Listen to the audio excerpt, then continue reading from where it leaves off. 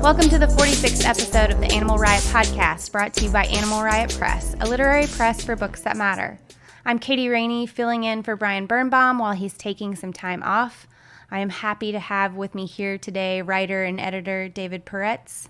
So why don't we go with that? Okay, Puretz. Yeah, perfect. David Puretz. Yeah. What's your middle name? Eli. Eli, okay. I'm not going to say your full name, but I just wanted to ask. What's your middle name? My real name's Mary Catherine. Mary Catherine. Yeah, hate it. Why? You know, my wife's first name is Mary, and she has always gone by her middle name. Yeah? What's her middle name? Charlotte. Okay. Well, that's pretty. Mary Charlotte. Yeah. Mary Catherine is a nun. Mary Charlotte is a little nunny, too. Well, Mary anything is a little nunny. True. But Mary Catherine is like the nunniest of the nuns. I was named to be a nun. Oh. Yeah, and that did not happen. Yeah.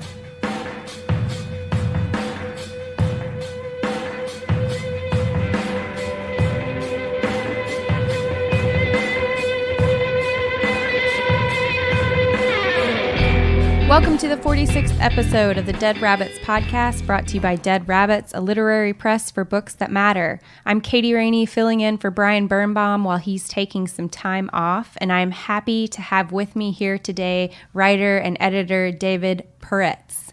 Did I do it right? Perfect. Perez.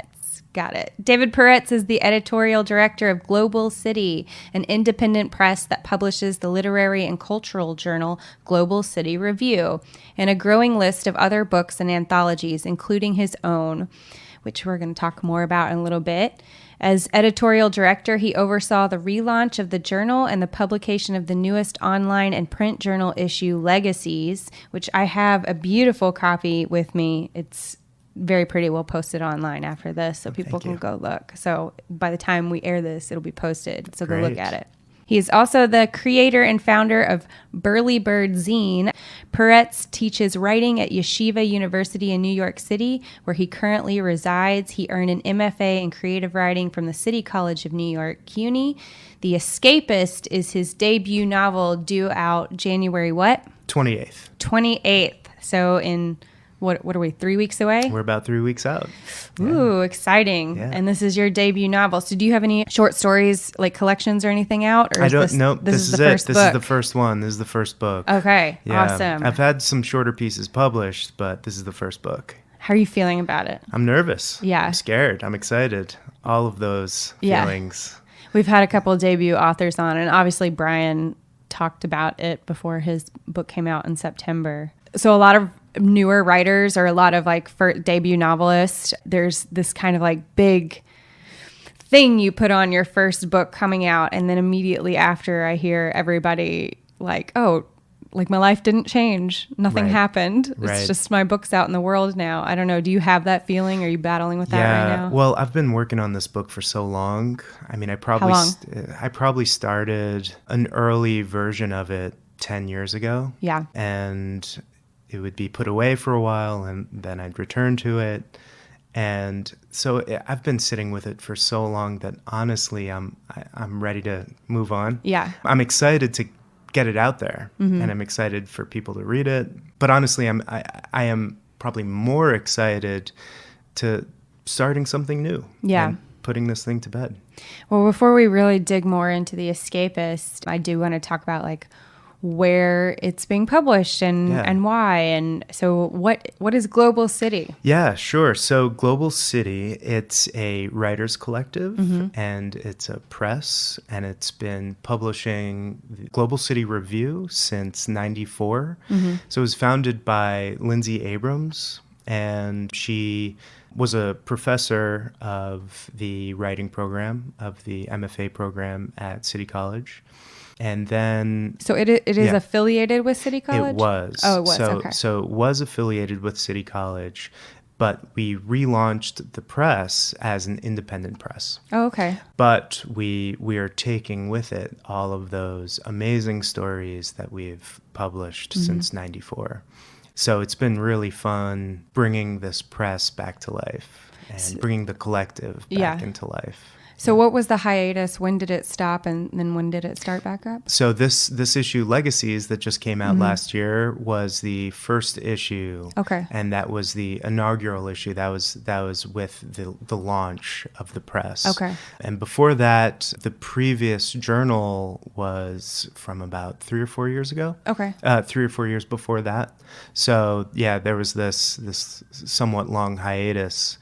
And Lindsay and myself and a bunch of others, we decided to bring this thing back to life. And I mean, there was such a rich history of writing and some important pieces that people should read, that we shouldn't just let fade away. Well, since 94, are there any writers we might recognize that have been published in there? Yeah. I got a whole list here, and I could kind of read it off to you, too. Yeah, tell me some. Also, another change that we made when we relaunched is that we made all of our content free. So before it was subscription-based. So now it's totally free. And we felt that was important as keeping with the core philosophy. And as part of the independent press, we wanted to make all of this past content free and accessible as well. So if you go back, you can look at all of the previous titles. And just to read some of these off, you'll find works by National Book Award winners Joan Silber, Jean Valentine, best-selling novelists Marilyn French, Mary Gordon, Frederick Tootin, Grace Paley, Eve Ensler, Mark Doty, Alfred Korn, a number of other poets from that time period. Elliot Weinberger, Felicia Bonaparte, Megan Daum, Rebecca Chase, E.M. Broner. And then there were a number of international writers from Mexico, Bosnia, China. Some of the essays were just some of the pieces that were previously published, rediscovering deaf-mute existence in film, vampires, conquerors, and other monster selves. A memoir by a psychic, one by a man with AIDS who has now died, who wrote about the night he thought he contracted the virus. There's an interview with a gay cop from the 80s, New York City, and lots of reviews on art and other books. And there was something by the Artists and Homeless Collaborative, and a project by the New York Theological Society men's group at Sing Sing. So there was such a rich history of these writers going back to 94, 20, 25 years ago. And so we resurrected it, and we're taking that same philosophy and we're moving forward with that.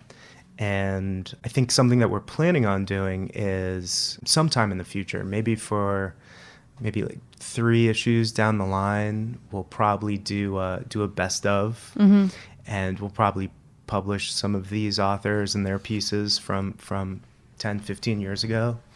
The first issue was called Sexual Politics, and this is mid-90s, and it's really interesting reading them again now with where we are now with the Me Too movement, and seeing them in this new light is really interesting.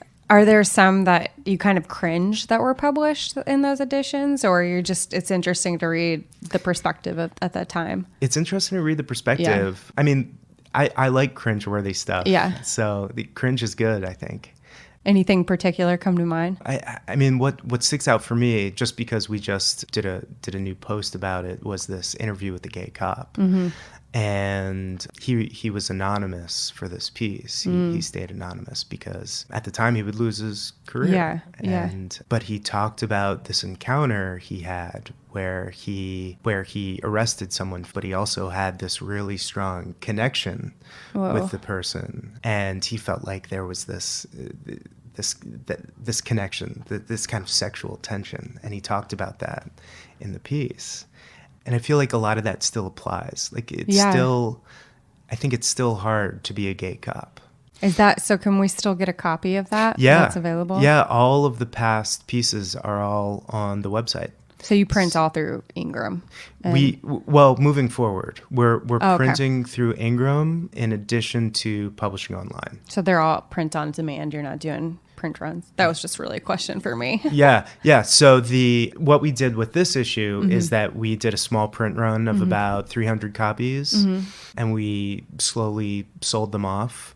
But yeah, moving forward, solely POD. Yeah. Because we don't have the money of course. to do anything. And POD is an affordable option with that. And really it's we've moved to the digital space. Before it was all print. And now it's the website that has taken center stage for the publication. So what about the press itself? So how that has not been around since 94. Yeah. It has? Yeah, Okay. We've done a lot of books. So there were, 8 books before mine. The last one was Nortada the North Wind by Michelle Yasmin Valadares, who is part of the collective now. She's our poetry editor. It's a really interesting book. And then some anthologies. We have an anthology called The Breast, which is all about boobs. A piece called Ghost Stories, The Power to Dream, interviews with women in the creative arts. Another piece called Girls, which is about girlhood and womanhood. And that's also an anthology. And we had a lot of great writers for that. Maya Angelou wrote a piece for that. Wow. Yeah. I'm feeling there's a lot about like sexual identity and gender and things like that. Is that a big theme of the press in a way, that kind of identity, or no? Is that just kind of coincidence? That's a huge part of being human, of being ordinary, and that's really what it's about. It's kind of celebrating the ordinary life and the subversiveness of that existence, but also this idea, the idea of the global city, right, where we're all kind of in this together, and that these complex feelings that we think we have individually that no one else has is actually something that we all kind of share and struggle with and go through, and by writing about it and by publishing it, it makes us feel a little less alone. Oh, I love that. Yeah. So is that what you would say you're looking for in submissions? Yeah, so the next issue is the theme is setting the record straight. And the idea is, with the first piece as part of the relaunch, Legacies, that's kind of representative of the past. Legacies is somewhat representative of things that occurred in the past, but still influencing the present. And this issue, Setting the Record Straight, is really about this present moment, about truth-telling and what is truth and fake news and all that. Yeah. And then the next issue, which will come out at the end of this year, the theme is going to be, do we have a future?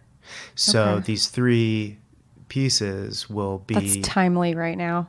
Yeah, right? And so we have kind of past, present, future, and that's the idea that we wanted to capture with these 3. And then by the end of 2020, we bundle them together as well and have the 3 together as a set. So they'll be great. They can stand alone on their own, but also they'll work together as a set too. So the next upcoming deadline is January 31st. Right. So open submissions now through January 31st. So please submit. Email submissions@globalcitypress.com. And you can get more information about submission requirements on the website. Okay. What's the website? Globalcitypress.com. Okay, great. So the press, so is your book the first in kind of the relaunch coming out? Mine is the first in the relaunch. Ooh, that's a lot of pressure. It is a lot of pressure, but I wanted to get it out there. Yeah. And when Lindsay approached me about helping to bring Global City back, one of the things was publishing the book. And I had spent not a ton of time, but a good amount of time querying agents and reaching out and trying, and I had some bites, but nothing really panned out. And at that point I said, all right, I could do this thing that sounds really, really interesting. Yeah. Or I could keep throwing this thing out into the dark and seeing if it'll land somewhere. And so I was done with that whole thing, with the cold calling, and I just wanted to be done with that process. But so I was really excited to. It is a soul-sucking process. It is a soul-sucking and there's process. nothing artistic about it. No, and it's there isn't. it's really really, really hard. And I appreciate writers who, I think people need to be more honest about their stories and how they got published, and how realistic the current publishing landscape is. Yeah. And we have said over and over again on this podcast that even self-publishing in its own way gets a very bad rap, because there are good self-published books out there. Some people just don't want to deal with what it takes to get it published at any press, Right. which is understandable. Do you feel, because we've been asked this question about, Brian's book was the first book published from our press. Yeah. Do you feel that it's like self-publishing or not in a way? That's a great question. I feel like it's this middle ground territory, because it is, we are a small press, but we are using the same means that other self-publishers use. When there's a lack of money, you do what you have to do. And the thing is, these are good quality books. Ingram, I guess this would be a plug for Ingram here. Yeah, but I know. They publish they print both of our books, so why not? I was really impressed with the quality of the book. I worked at HarperCollins for 6 years, and the quality is perhaps just as good, if not better. Granted, this was, when I was working there, this was 10 years ago. So who does HarperCollins distribute with? Ingram distributes for everybody, but they use printers from all over the world. I mean, a lot, because they have the budget to do big printing when necessary. Though what I like about this too is that we're printing in the United States. We're not printing in China, which is what most big publishers do. They have their books printed on the cheap in China. Cheap labor. Here, I think there's something to be said for keeping it somewhat local and printing in the U.S. And I don't think it's something to be ashamed of. Yeah. I think we're at a very interesting time in publishing. The last 10, 15 years have been really interesting. And there are a lot of great writers who have gone from publishers to self-publishing. And there have been a lot of self-publishers who have been discovered as a result of that and have then been picked up by bigger presses. And you really just have to measure what is going to be best for you and your book and what you want to accomplish. But there are a lot of small presses all over the United States that are doing really, really interesting things. And a lot of them are using this POD tech and making really high quality books. Yeah. I mean, if the writing is good and the editing is good, what's the difference? How do you feel about Amazon? Yeah. That's something. How do you feel about Amazon? We sell through Amazon. Yeah. I mean, honestly, we felt that it was sort of literary suicide if we didn't use it, because it's just in terms of selling and for the marketing purposes, it's been really helpful to use Amazon. People trust it and people want to buy through it, and we feel, looking at the numbers, that selling through Amazon has been instrumental. Oh yeah, you can't not sell through Amazon. Yeah, there are some small presses that resist it, and I admire them. Yeah. Yeah, it's a tornado that just keeps getting bigger and bigger and bigger, and you can't help but get sucked up by it. I don't know what the exact number is, but they dominate like 70% of book sales in the United States, something like that. Yeah. And so there are other things you can do to be a responsible publisher. If you reject that, then you're rejecting 70% of potential book sales. So it's something that you can't do. It's something you can't ignore. Yeah. It's just too big. Yeah. Well, what's the next book coming out after yours? Do you guys have it yet? Well, we know what it's going to be. It's going to be a poetry collection great. it's going to be Michelle Valadares's poetry collection, her Okay. next poetry collection, and she is the MFA program director over at City College. So she's next on the docket, and then after that, we'll see. Are you open for submissions for manuscripts? The open submission is really at this point just for the journal. Yeah. The books, because we're so small, we're really just doing one a year at this point.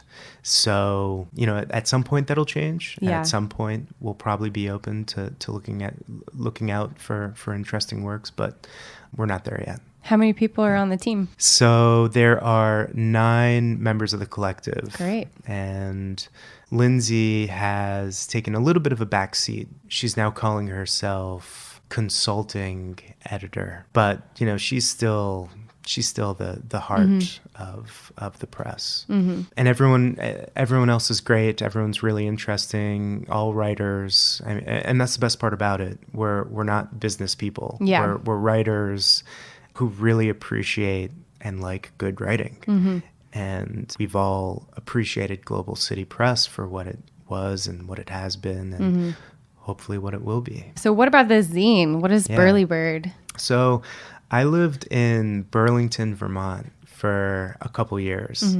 And I was doing quite a bit of writing. I had a residency at Vermont Studio Center, and I was really interested in publishing stuff that my friends were writing and publishing my own stuff. And I knew a lot of interesting writers and a lot of interesting illustrators.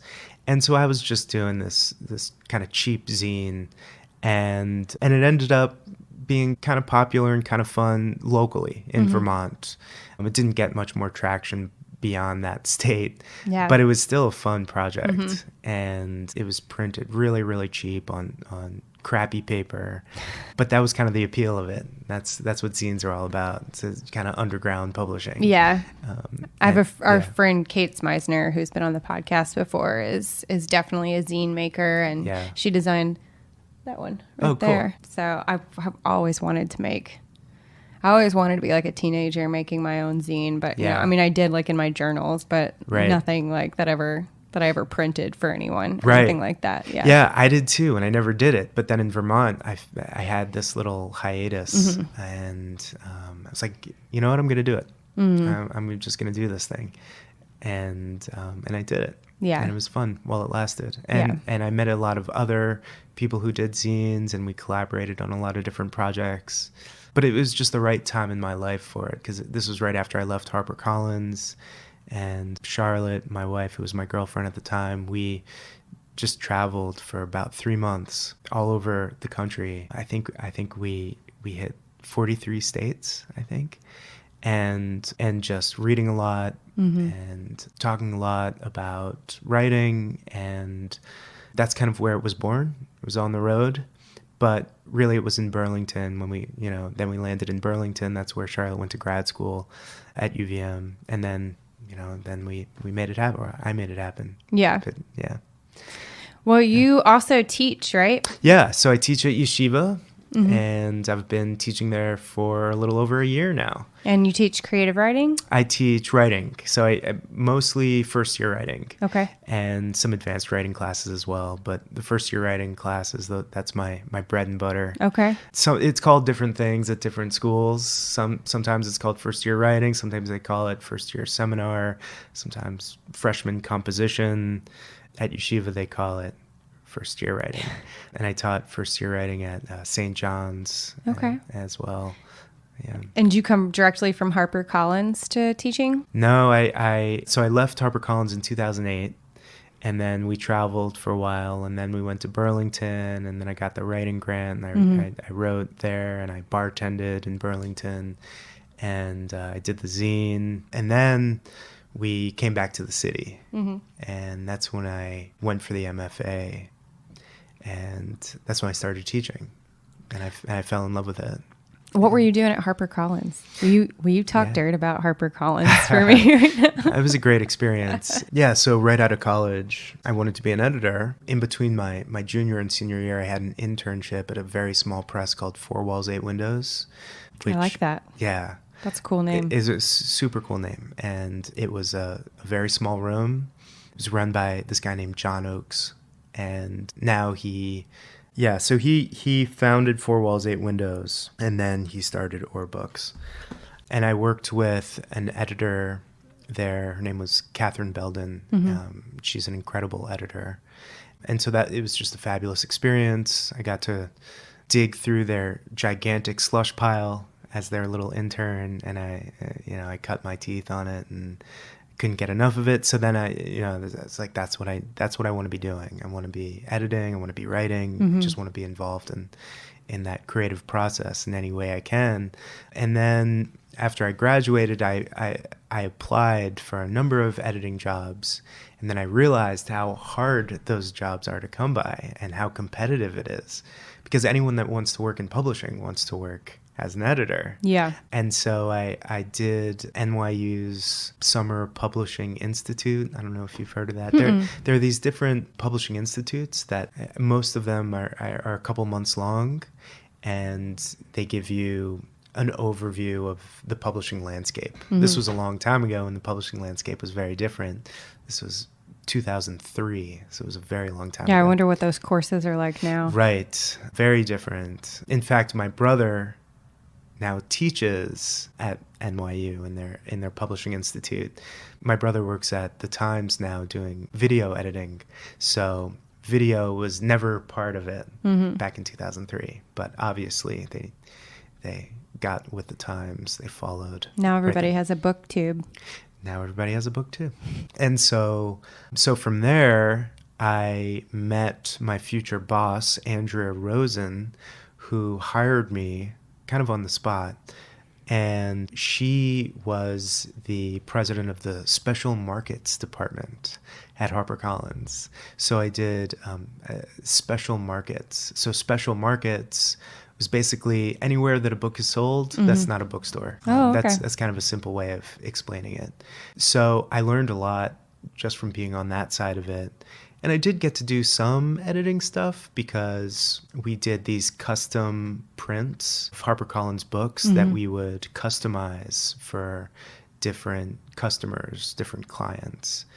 And so I got involved in that and premium sales. And so it was a valuable experience. So but, yeah. Did some of that special marketing help you with publicizing your own book? A little bit. I think I learned a lot about publishing. The problem is I left in 2008 and it's been 12 years. And these 12 years, the publishing landscape has changed dramatically. What would you say the biggest difference is between now and 2008? There's been a lot more conglomeration. And so before, I think there were a number of presses that were thriving, and now they've conjoined. R.I.P. Tin House. That's right. That's right. And so, and also, of course, Amazon is a big reason why things have changed so much. Yeah. And, we thought ebooks was going to be a major game changer, but it hasn't been as big of a game changer as we thought it was going to be. But which I'm not sad about. Yeah, neither am I. Yeah. But what I am excited about, which is something I've always loved, audiobooks. Yeah. And podcasts now. Well, podcasts it's a relatively new thing, but I always loved listening to books on tape, hearing the author read his or her own work. And I love how this part of publishing, audiobooks and podcasts, it does seem to be booming. Exploding. It's exploding. And I think that might be one of the biggest changes, honestly. Yeah, we really love podcasting, and we're hoping to have the audiobook done this summer to release at the 1-year mark of Brian's book. So, because we don't have a hardback, so rather than the paperback release, we're going to do the audiobook release. That's fabulous. Is Brian going to read? He is going to read. Yeah, We've great. been already practicing that. That's great. It's a fun new experience for him because it's totally different than hosting the podcast. Hosting the podcast, we can sound however we want. We even tried to record in here where we're recording the podcast right now. Yeah. But while we can be lenient with certain sirens going on in the background, we could not do it with the audiobook. We're like, it needs to be clean. So we've actually are working on rigging a studio out of our bathroom rather than having to go rent studio space and schedule time, because, we live here. It's easier if we can just do it, record when we can. So we're trying to, right now, future authors, we won't make come sit in our bathroom and read their book. I don't know. That sounds pretty good. I mean, hey, a studio is a studio. Yeah. It's a studio. Yeah. As long as it's quiet, no one's going to know. Well, hopefully for future authors, we have money for professional space, but the audiobook. That's really exciting. That's great. And I think more and more people, I think partly as a result of the success of podcasts, I think audiobooks have gotten a lot more popular as well. Are you recording your book for an audiobook? Not yet. Hopefully. Hopefully. I'd like to do it. I don't know if I want to read it or if I want someone else to read it. Yeah. That's still TBD at this point. We've had a couple offers from people who've said they want to read their books.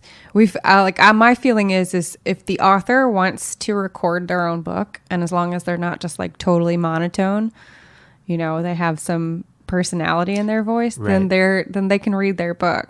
Right. Yeah. Right. Which Brian is funny. Yeah. He probably better than anyone can read his incredibly intense vocabulary. So yeah, there is something special about hearing the author read his or her own stuff. When it's this voice actor, there's something lost there. Yeah. There's definitely something lost. Though I guess it does depend. I mean, some people just don't have the voice, right? No, some people don't have any kind of performance in them, which is fine. You get somebody else to read, but yeah. Right. Well, go ahead. Yeah, no, I was just going to say I would love to do it at some point, and hopefully we'll be able to. Well, can we record a sneak peek of that audiobook now and have you read? Let's do it. So I can read from the first chapter. And will you tell us a little bit about The Escapist? Sure. Yeah. So it's called The Escapist. It's about a young man. His name is Billy Shute. He's in his early 20s, and he's always been an escapist. He had a really difficult childhood. His mother died when he was a baby, so he never knew his mother. And he had a very abusive father. And his father and his brother and his grandfather were all military men, are all military men. And this takes place in the 2000s during the Iraq War. So his father is in Iraq and his brother is in Iraq, but he does not enlist. And that was a decision that he came to partly as a result of him being this escapist. Part of the way he escapes and that how he learned to escape was through drug use. And so he had been using a number of different types of drugs since he was young. He was prescribed Adderall and Ritalin and Dexedrine from a really young age. And his father would kind of hand feed him meds of his own late at night when his stepmother wasn't around. And so anyway, so fast forward, he's in his early 20s. His father has returned from war, and he finds out that his own father has escaped. And he left the house that Billy grew up in the middle of the night, and disappeared. Okay. And so he decides to find Dad. And those are the first two words of the book. Okay. Find Dad. Oh, yeah. All right. All right, so this is chapter 1. Find Dad. Finally confront him about it. Confront him about everything. Use force if necessary. Find out how he got that eye gouged out. All those scars on his head. Was it from face-to-face combat? From shrapnel flying through the air from a roadside IED?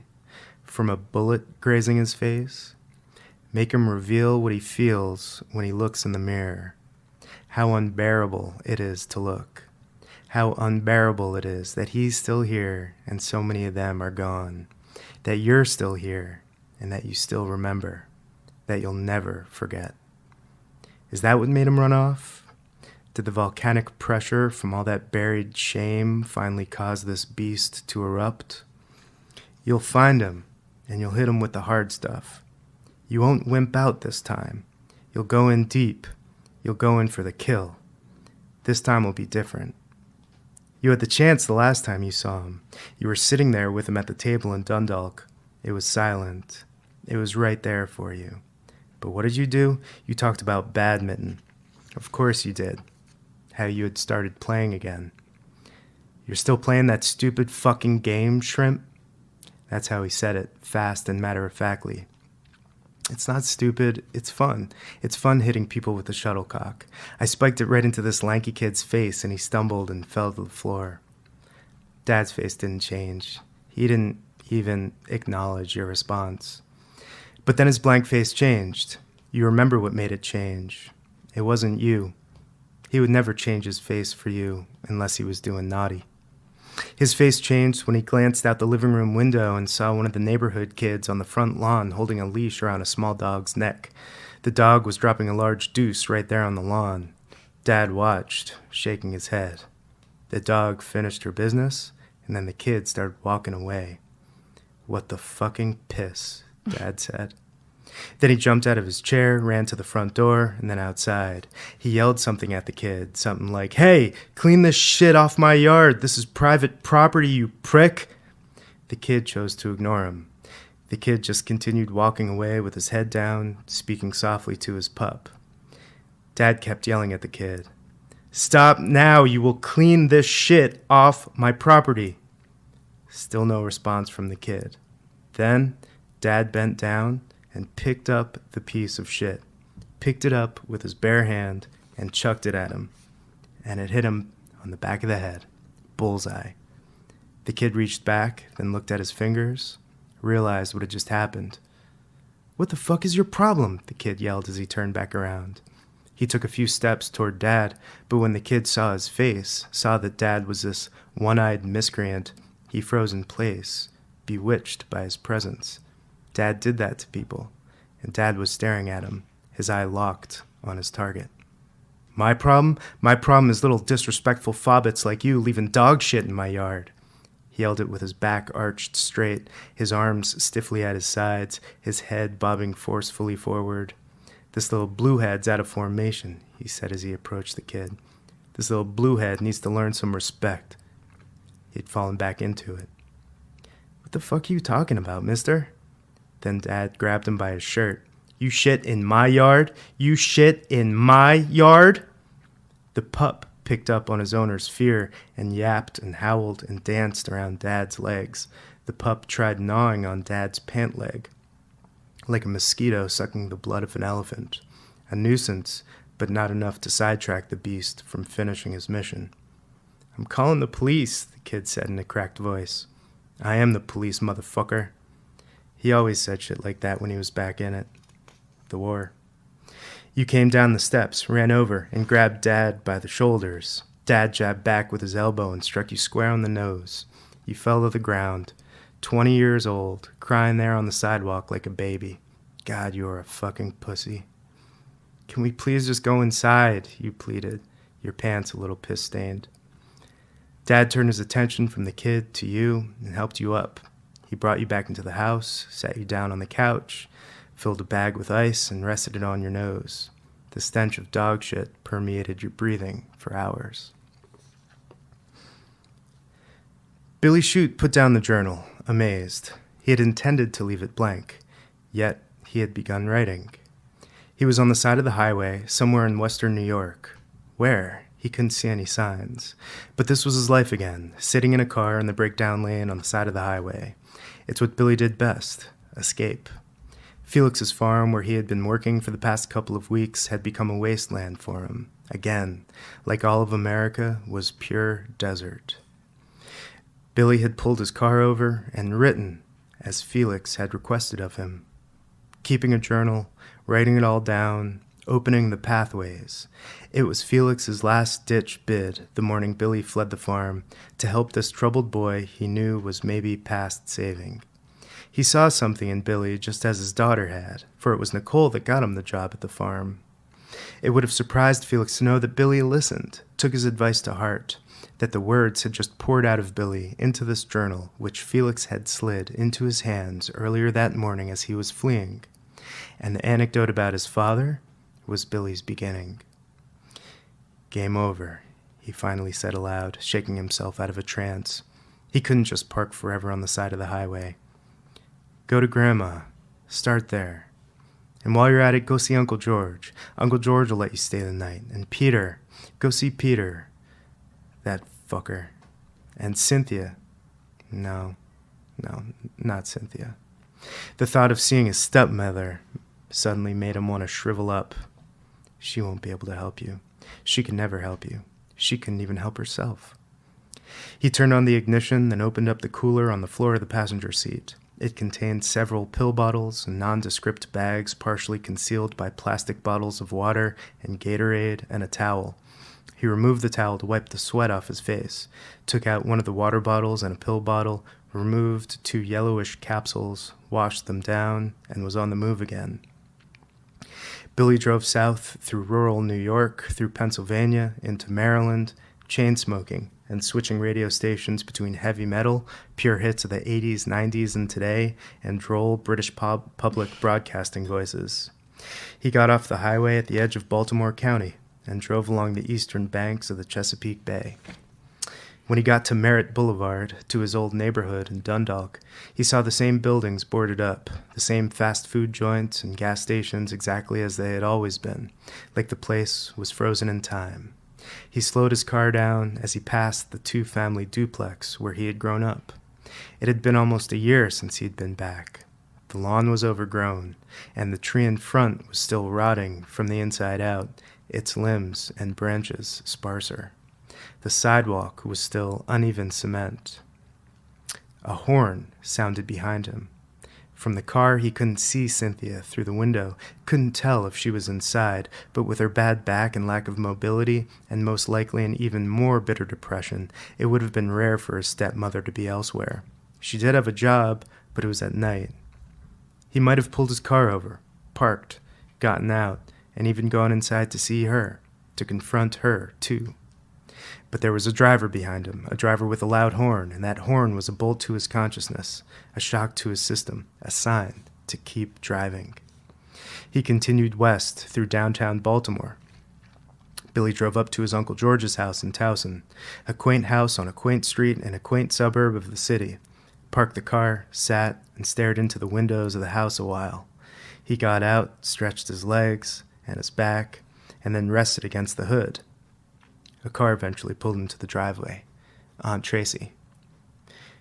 Billy, what are you doing here? Hey, Aunt Tracy.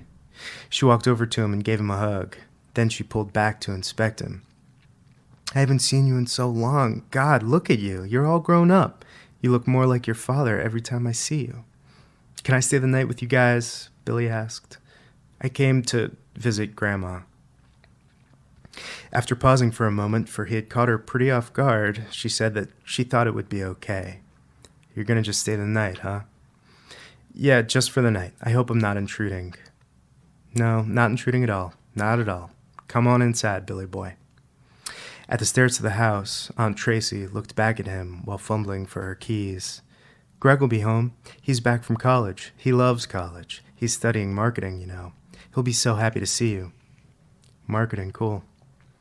They walked in and Billy took a seat on the couch. Aunt Tracy went upstairs to put her stuff down. Billy could hear her talking in a low voice but couldn't make out the words. She eventually came down, with Greg following behind her. Greg, look who it is, Cousin Billy. Hi, Greg. Hi, Billy. Where's Uncle George? I just spoke to him on the phone. He's still at work, but I told him you're here. I told him you're staying the night. And he suggested we all go out for dinner. A real nice dinner. How does that sound, Billy boy? Uncle George had found God later in life. He thanked God before each meal. Aunt Tracy closed her eyes alongside her husband and appeared to be in some kind of reverie, hanging off of each word of his prayer. It struck Billy how different things would have been if his dad had also found God. Then he wondered how one goes about finding God in the first place, where to look. Do you find God, or does God find you? Or do you just bump into each other somewhere on the side of the road and strike up a conversation, become friends, fall in love? Billy stared forward at Greg, who was staring at the wall. Neither of them blinked. Greg said amen along with his parents. As they ate, Billy followed along. There were many moments of silence, interrupted by humdrum conversation. Uncle George and Aunt Tracy talked about work. Greg sat quietly, playing with his food, and made intermittent bites. Billy also did a form of food playing, yet his was more like food arranging, separating each food item into its own neat pile on the plate without letting any of the piles touch. Billy talked about his job at Copenhagen in New York City and didn't mention that he had quit almost a month ago. Of course, they were scared to talk to him about anything real, especially about his dad. They didn't want to talk about Cynthia either. No uncomfortable conversation. It was Uncle George's way. Just get the meal over with. Eat your food. Go home. Maybe put on a movie. Go to sleep. Send the boy on his way. Uncle George picked up the tab for dinner. In fact, Billy was counting on it. Getting a good free meal was worth the uncomfortable silences with family members who were more or less strangers with recognizable faces ascribed to a few old memories. The next morning, Friday, Billy awoke and sat up in bed. He heard movement downstairs, feet shuffling on floorboards, hushed voices, doors opening and closing.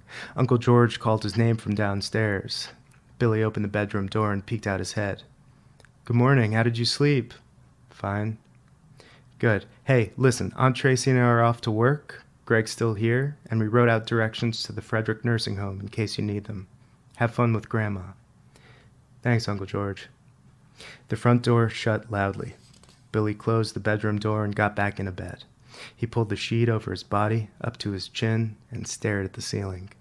Then he heard the downstairs door open again, heard the creaking of the stairs, and then a knock on the bedroom door. "Come in." The door propped open a few inches, and Uncle George stuck his head through the crack of it. "Listen," Uncle George paused. "I just want to tell you. I want to tell you that I'm sorry about everything that happened with your dad." George pushed the door open and slowly entered the room with his head down. He must have gone through hell out there. I can't imagine what he had to have seen, what he had to have gone through. He sat down at the edge of the bed by Billy's feet. "You know, he and I, well, we've always had our differences. Your dad and I haven't talked in a long time, as you know.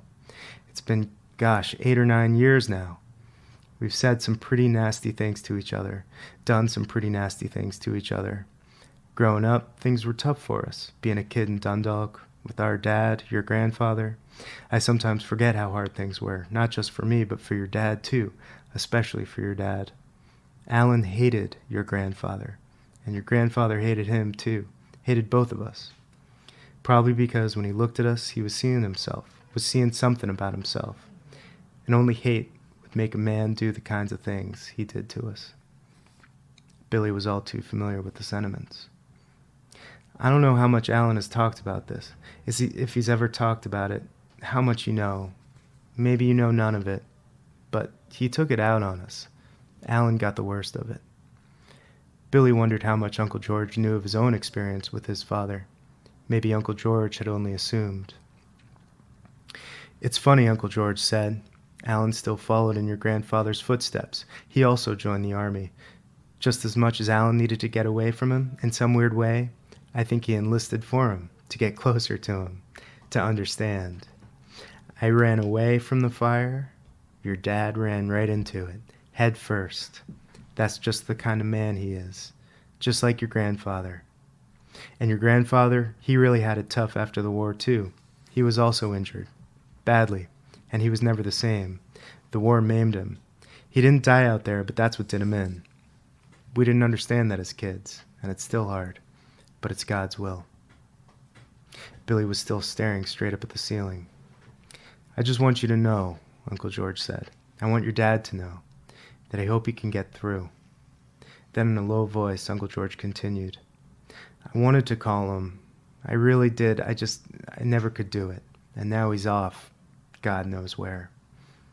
"I'm going to find him," Billy said. He had written down the same sentiment just a day ago in the journal Felix had given him, but it startled him to say it. The words were a surprise, just as much to him as they were to Uncle George. I can stop there. Oh. What happens next? Well, so then Uncle George eventually leaves the bedroom, and Billy takes out the journal again and does a second entry. And then he goes off to the nursing home to see his grandmother, who he hasn't seen in a while, kind of interrogate her to some degree. But that proves futile because she has Alzheimer's. So it doesn't get him very far.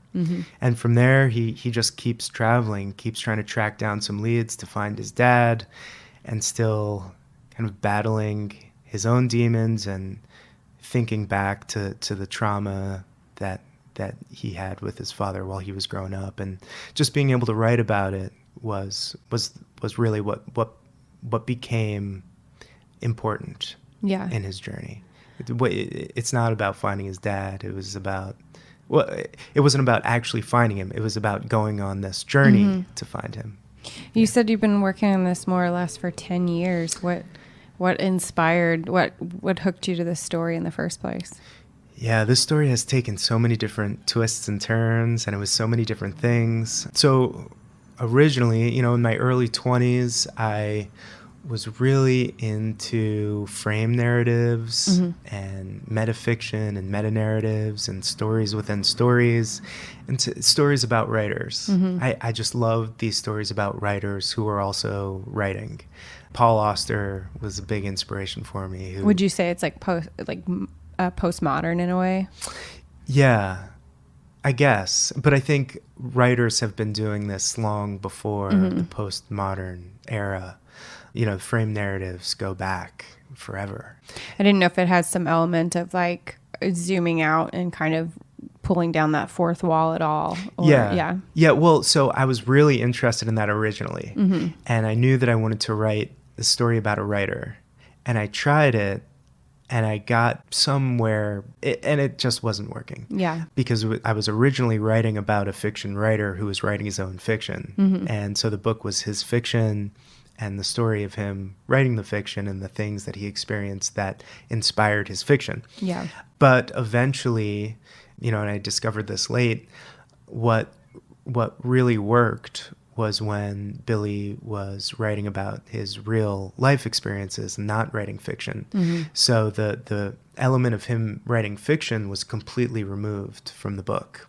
And so he, originally I had him kind of turning into a fiction writer and showing where that inspiration came from, but it didn't work. And so my editor, we ended up cutting about 60, 80 pages from the book of his fiction. Was that gutting? Oh, it was incredibly gutting, because that's how the whole thing started. It all started from that. But that's the way these things work. Yeah. And it was really hard, but she was right. Yeah. It's much better without it. It's when he's writing about his past and his real life experiences, it's much more engaging. And when he's writing about fiction, his fiction stories, that I wanted to show how they were inspired by what he was experiencing, it became this alternate story. So I think readers had just too hard of a time connecting those dots. But that's what I was interested in. I was interested in sending the reader down this rabbit hole. Yeah. But eventually I realized that it was too much of a rabbit hole. Yeah. And so I needed to back it up a little bit. Yeah. All right. So it'll be out January 28th. Yeah. You having a big launch party? Yeah, we're having a party at Pianos. Oh, yeah, love that bar. We're doing it at the Upstairs Lounge. And should be a lot of fun. So if you're is it open? Like if you're in New York? Yeah, if you're in New York, come on by. Pianos, Upstairs Lounge. I'm going to be in conversation with Lindsay Abrams. And Lindsay, I should mention, I should throw a plug out there for her. She has written 3 books, and she wrote a piece called Our History in New York, something called Double Vision, and Charting by the Stars, and has a new collection of short stories coming out.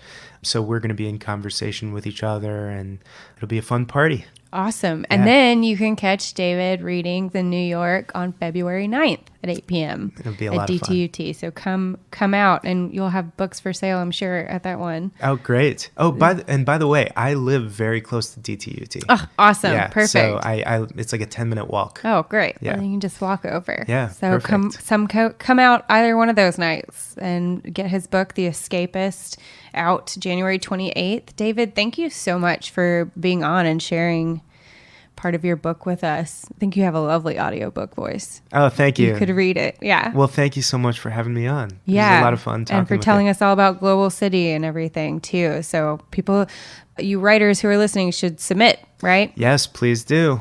Till January 31st, submissions at globalcitypress.com. Awesome. Thanks again, David. Thank you, Katie. Okay, that's it for today's episode. If you like what you heard, please subscribe and review on whichever platform you're listening. You can get in touch with us on Twitter, Facebook, and Instagram at Animal Riot Press or through our website, animalriotpress.com. This has been the 46th episode of the Animal Riot Podcast with me, your host, Katie Rainey, and featuring David Puretz. Our transcripts for our deaf and hard of hearing animals are provided by Jonathan Kay. This podcast was edited by our podcast assistant, Dylan Thomas, and we are produced by me, Katie Rainey. See you later, you filthy animals.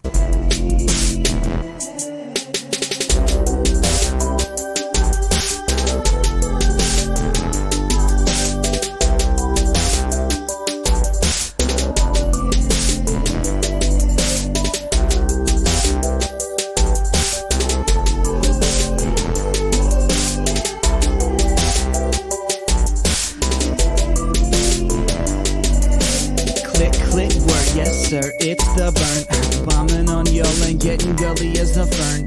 I don't know much about Lee.